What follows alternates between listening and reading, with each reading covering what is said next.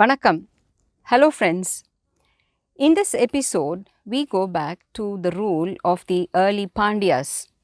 The most famous among them categorically was Thalaiyalanganathu Seruvendra Pandian Neduchezhian.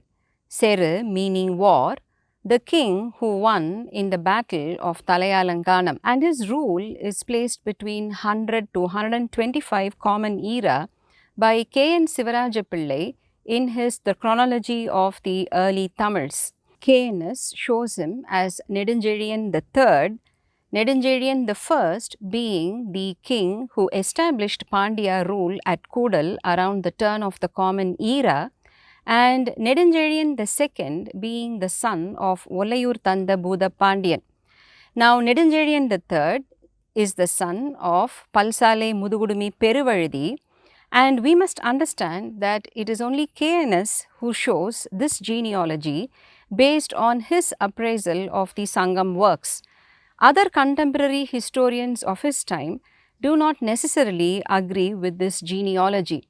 For example, we saw how Neelakanta Sastri, the famed historian, in his The Pandyas, which was published in the year 1929, bunches all these early rulers together, and he even assigns some of the poems in the Sangam works that sing the praise of Neduchezhian II to Neduchezhian III. Neduchezhian III was quite young when he ascended the throne, and this seems to have instigated the neighboring Chola and Cheras kings, together with a host of chieftains, to go to war with him.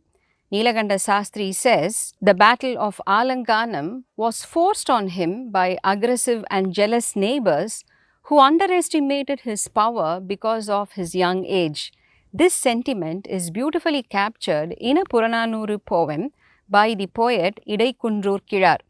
Purananuru poem 78 goes, Malaippu arum ahalam madiyar silaithezhundu vilumiyam periyam yame nammir porunanum ilayan Kondiyum peridu ena elli vanda vambamallar. They rose up roaring, we are great, we are superior.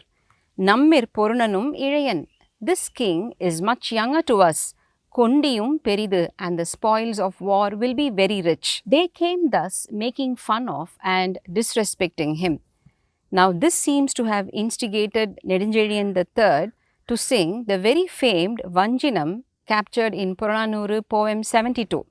Vanjinam is where a person declares that a curse befall him if he does not attain certain goals or victories, and Vanjina Kanji, a Thurai or a subdivision of Kanjithinai, deals with this.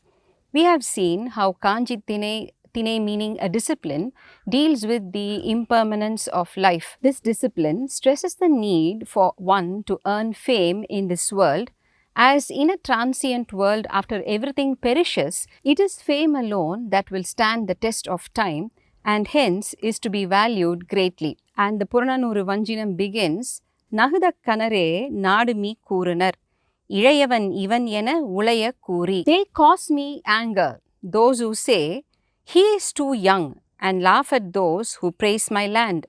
They also say, we have fine tall elephants with huge legs that wear tinkling bells, chariots, horses, and able warriors.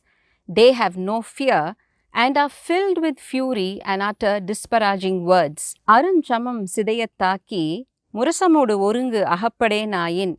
If I do not attack those enraged kings who don't fear my strength in harsh battle and win them over, now here starts the Vanjinam. Porundiya en nidal வாழ்னர் செந்நிழல் காணாது கொடியேன் M இறையென கண்ணீர் பரப்பி குடிபழி தூற்றும் கோலேன் ஆகுக.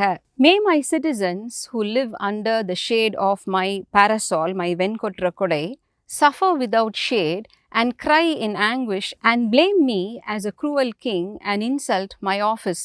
Here the term இறை denotes the king. ஓங்கிய சிறப்பின் உயர்ந்த கேள்வி மாங்குடி மருதன் தலைவனாக உலகமோடு நிலைய பலர் புகழ் சிறப்பின் புலவர் பாடாது வரைக என் நிலவரை. May the learned poets in my court, under the leadership of Mangudi Marudanar and those others in the assembly, go away from my country and refrain from singing its praise. Here, from these words uttered by the king himself, it is very clear that Mangudi Maruthanaar was the head poet of a confluence of scholars in his court, though it may not have been as elaborate as is made to believe in the history of Sangam literature. We have seen in a previous episode about the myth of the Sangams. I will leave the relevant link here. Nevertheless, there were a group of courtiers headed by him, and this part of the Vanjanam goes to show how much the king valued the opinion of these bards. The king continues, Purapor punkan kura, iraporku iya inmayan urave. May I lose all my wealth and become unable to help those who come to me in need and sorrow. This line again drives home the importance accorded to giving, that is ihai, of the erstwhile Tamil people. Thalaiyalanganam is identified with a town of the same name, Thalaiyalanganam, that is about 8 miles northwest of Tiruvallur in Tanjavur district by Manonmaniyam Sundaram Pillai, whereas KNS identified it with Neduchezhian near Trichy. The Chera king, Yanaikatchai Mandaran Cheral Irumborai, was the one defeated and imprisoned in this battle by Neduchezhian III, as we saw in the previous episode. Now, could the contemporaneous Chola king who bet a hasty retreat have been Killi Valavan? We do not know that for sure. In an Ahananuru poem, the Sangam poet Nakirar captures and records the name of the 5 chieftains who fought beside the Chera and Chola monarchs, and he enlists them as Tidiyan, Yerumayuran, Yelini, Irungovenman and Porunan. Nakirar has a huge repertoire of poems to his credit in the Sangam works, and the most famous among them is the Nedinal Vadai, one of the Pathupattu works, and opinion is divided as to whether it was sung in praise of this king Neduchezhian III. Though of great poetic beauty, it has little of historical relevance. Another contemporaneous poet, Kudapulaviyanar, sings 2 poems in praise of Neduchezhian III, and in one of which he captures the Thalaiyalanganam battle in the following verses. In Purananuru 19, Imil kadal valaiya ஈண்டு அகல் கிடக்கை Tamil தலைமயங்கிய Thalaiyalanganathu மண்ணுயிர் பன்மையும் கூற்றத்து ஒருமையும் நின்னொடு தூக்கிய வெண்வேல் செழிய. O Cheria, with a victorious spear, who took many lives in battle and stood there like Kutruvan, the god of death himself, at Thalaiyalanganam, where Tamil armies fought with each other on this earth surrounded by roaring oceans. Here, the words Tamil Thalai Mayangiya refers to how, alas, it was a battle of kinsmen, as they were all Tamil kings. And he continues, O king, seeing their young sons lying slain beside their fathers, women from ancient clans shed tears. Inna viralum ulakol namakku ena moodir pendir kasindu ala, nani கூற்று கண்ணோடிய வெறுவெறு பரந்தலை எழுவர் நல்வலம் கடந்தோய். What do we do here afterwards? Cried these women from ancient clans. Seeing this, Kutruvan himself was embarrassed and pitied them in the great battle of Alanganam, where the 7 enemies were ruined. The horrors of the battle of Thalaiyalanganam are recorded similarly by another poet, Kalladanar. The extensive destruction caused to the fertile agricultural lands and water bodies, maybe this was what prompted Kudapulaviyanar to render the very famed Purananuru poem 18, Mallal Moodur Vayavende. O mighty king of this ancient and prosperous land, herein referring to Kudal, that is today's Madurai, if you desire wealth in the next world where you will go, let me tell you what you should do. Listen. நீரென்று யமயா யாக்கைக்கெல்லாம் உண்டி கொடுத்தோர் உயிர் கொடுத்தோரே. The bodies that cannot survive without water, those who give food give them life. Those who unite the earth and water provide the means of survival. Barren fields that look to the skies for water are of no use to an able king, even if they are huge. O Cheria of murderous battles, you should not disdain my advice but act quickly.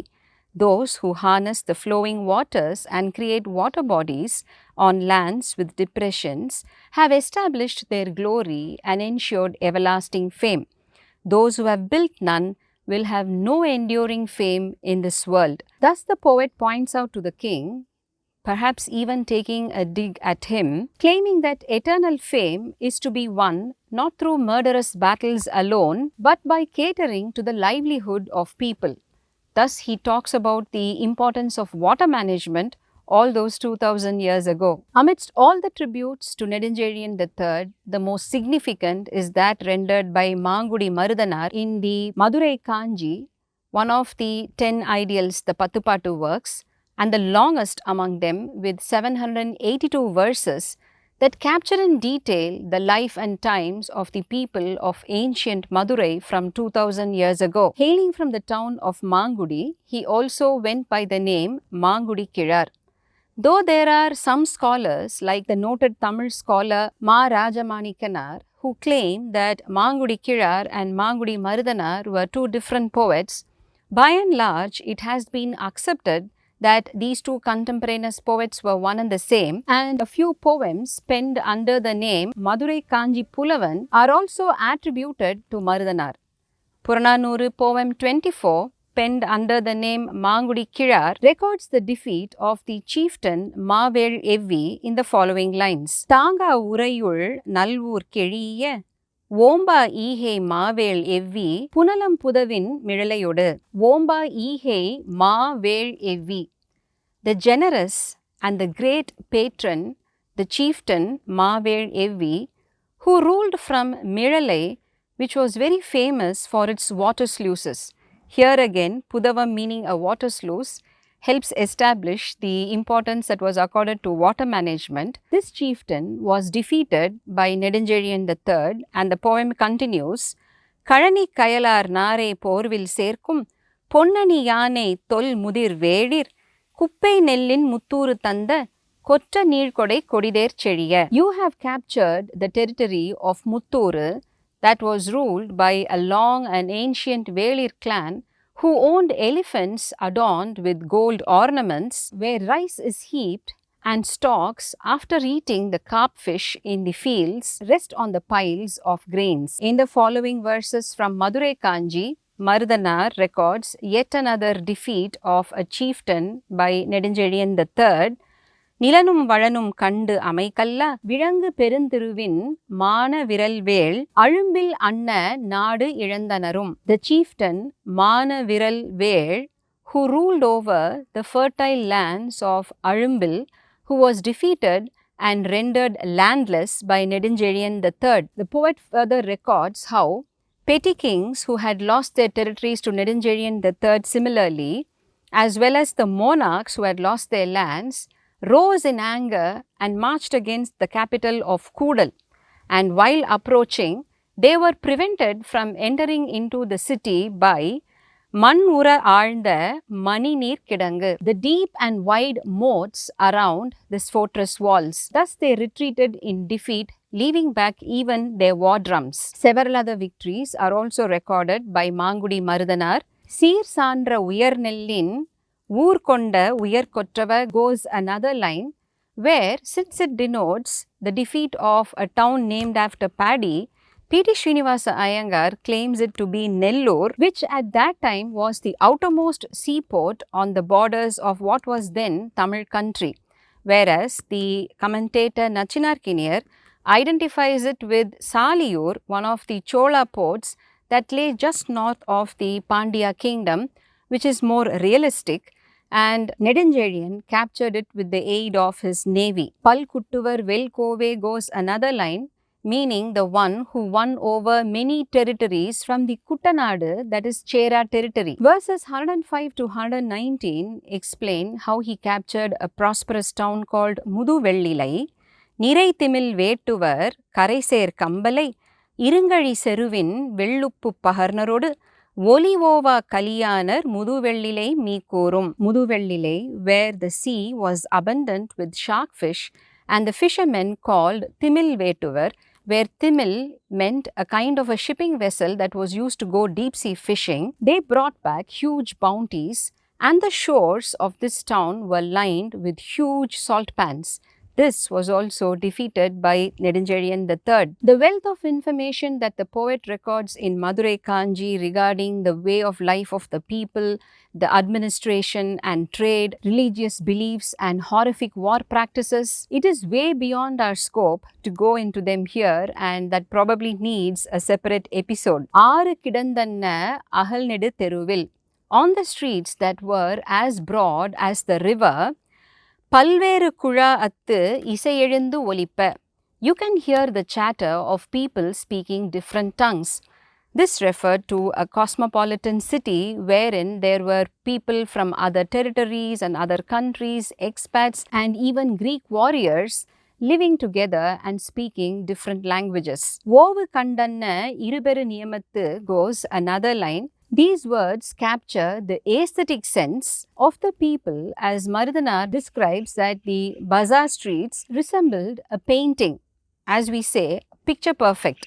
And iru peru niyamathu, niyamam being a time period, iru peru meaning the day and night, herein refer to the very famous Nalangadi, the day bazaar, and the Allangadi, the night bazaar, that existed even then, earning the city the famous epithet Tunga Nagaram, which holds good to this day in Madurai, but less can be said of the aesthetic sense. மாடம் பிறங்கிய மலிப்புகழ் கூடல் நாள் அங்காடி நனந்தலை கம்பலை. Kambalai meaning the deafening noise, Nanandalai meaning a wide open space where the Nalangadi, the day bazaar, was happening in Koodal, records Marutham. The name of the Pandya capital Koodal undergoes a transformation either from this time or from the times of Palsalai Mudugudumi, and takes on the Sanskrit garb of Madurai according to K.N. Sivarajapillai, and Marutham himself later uses the term Madurai to describe the city.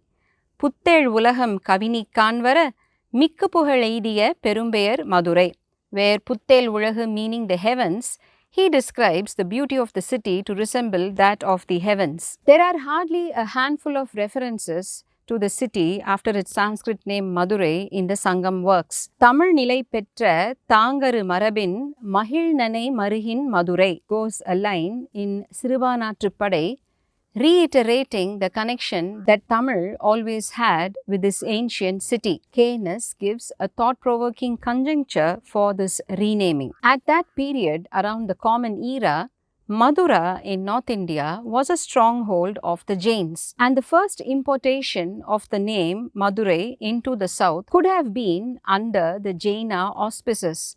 Historically, there is no denying that Madurai was a Jaina stronghold. He says it should have started to establish itself towards the end of the Sangam period.